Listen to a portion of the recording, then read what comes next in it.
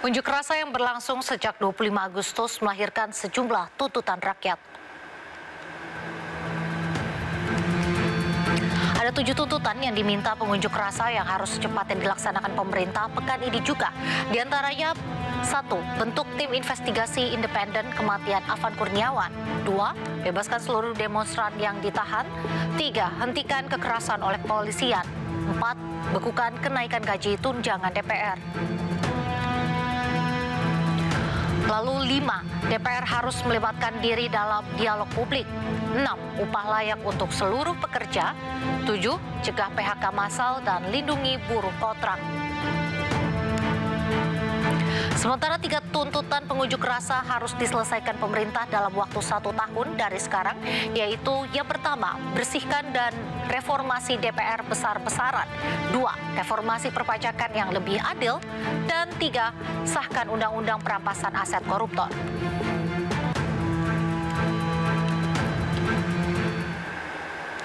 Kemarin Presiden Prabowo Subianto menjenguk polisi dan warga yang terluka akibat aksi unjuk rasa. Didampingi Kapolri Listio Sigit Prabowo, Presiden menyambangi Rumah Sakit Polri Kramat Jati, Jakarta Timur.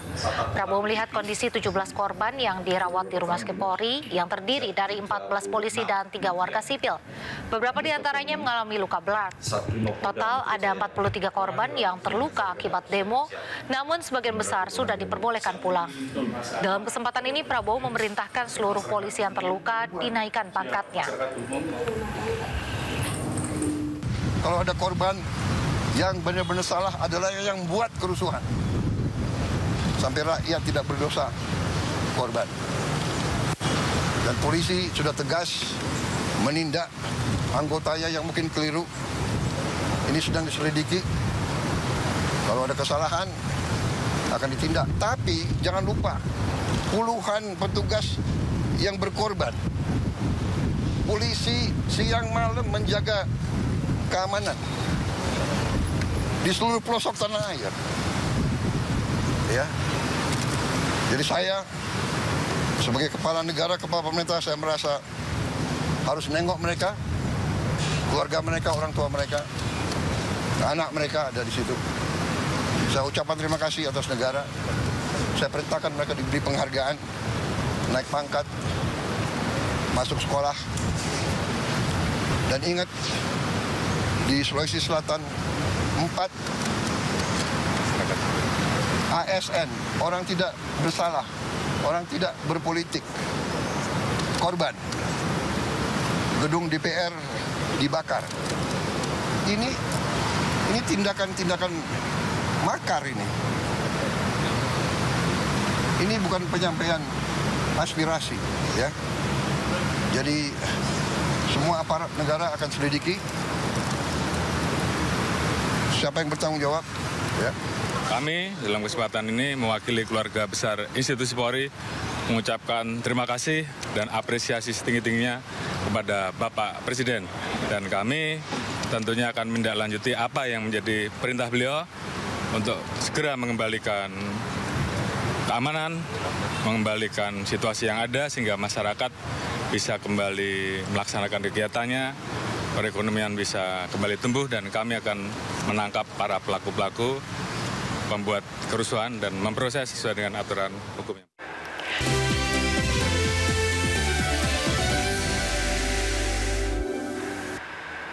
Kembali di Sindo Malam, pemirsa, aksi unjuk rasa mahasiswa dan pengojek online di Palu, Sulawesi Tengah berlangsung damai meski diwarnai hujan. Sementara ketegangan yang sempat terjadi saat aksi mahasiswa di Polewali Mandar bisa diredam setelah kenaikan pajak dibatalkan.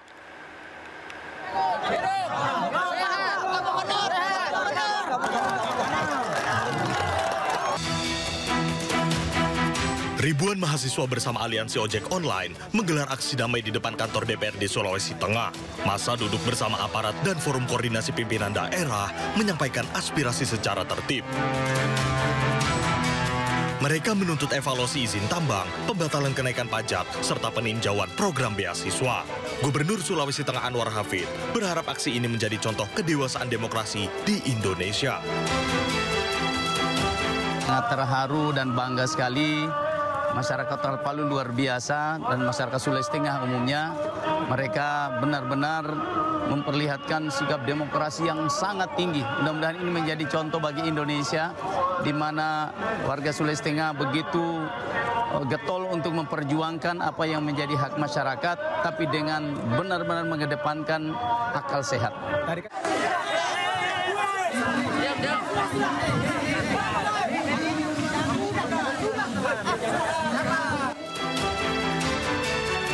Sementara itu, ketegangan yang sempat terjadi saat aksi ratusan mahasiswa di Polewali Mandar, Sulawesi Barat bisa diredam. Suasana bisa dikendalikan setelah pejabat DPRD dan Pemda Polewali Mandar menerima demonstran dan mendengarkan aspirasi mereka. Mahasiswa menyuarakan sejumlah tuntutan, salah satunya menolak kenaikan PBBP 2 lebih dari 200% yang membebani rakyat. Indonesia bersatu, hiduplah tanahku hidup. Tuntutan ini dipenuhi, Pemkab membatalkan kenaikan pajak tersebut. Massa pun membubarkan diri dengan damai sambil menyanyikan lagu Indonesia Raya bersama TNI, Polri, dan DPRD. Tim Liputan iNews melaporkan. Gubernur Jawa Barat Deddy Mulyadi mendatangi kampus Universitas Islam Bandung pasca insiden gas air mata hingga blokade jalan di sekitar kampus Unisba. Dalam pertemuan itu, Deddy menilai kritik terbuka merupakan bagian dari demokrasi yang patut dihargai. Gubernur Jawa Barat Deddy Mulyadi menemui Rektor Universitas Islam Bandung Unisba, Harits Numan, dan jajaran Presiden Mahasiswa Unisba. Pertemuan berlangsung sekitar 1 jam. Mengenai adanya kericuhan di sekitar kampus Unisba, Deddy mengaku telah mendapatkan keterangan dari pihak kampus Unisba, mahasiswa, dan juga polisi. Sebagai langkah konkret, Deddy berjanji mempertemukan mahasiswa dengan pimpinan DPRD Jabar. Dari sisi sikap saya sebagai gubernur, saya melihat keinginan yang murni dari teman-teman mahasiswa untuk menyampaikan gagasan, pikiran, kajian akademisnya kepada pemerintah, baik gubernur maupun DPRD, dan Pemprov Jabar bersedia untuk memfasilitasi. Nanti pimpinan DPR, para ketua fraksinya hadir, dan saya minta seluruh mahasiswanya serentak untuk hadir, menyampaikan pendapat dan murni kalangan mahasiswa. Sehingga pada waktu dialog, tidak lagi ada orang yang melempar bom molotov, tidak ada lagi orang yang melempar petasan atau kembang api yang justru bertentangan dengan prinsip semangat dialog itu. Kita murni bahwa itu aspirasi mahasiswa, demo mahasiswa. Nah, sehingga teman-teman dari Presma tadi dari BEM Unisba kita sarankan untuk koordinasi dengan setiap BEM yang ada di wilayah Jawa Barat khususnya untuk menyampaikan aspirasi secara bersama dan murni menggunakan jaket alma maternya masing-masing. Kita akan kita akan ajak ke.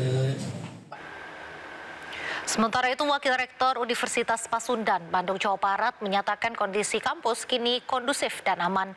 Pihak kampus pun menyayangkan adanya pihak yang mengadu domba antara mahasiswa dan aparat. Ada peran-peran aktor lain di luar aksi mahasiswa murni, dan ini sangat disayangkan karena bentuk yang dilakukan itu dalam bentuk atau pola-pola anarkistis, dan ini rekan-rekan media menjadi sangat mengetahui polanya menjadi diadu dombakannya antara mahasiswa dan aparat keamanan, lalu kemudian banyaknya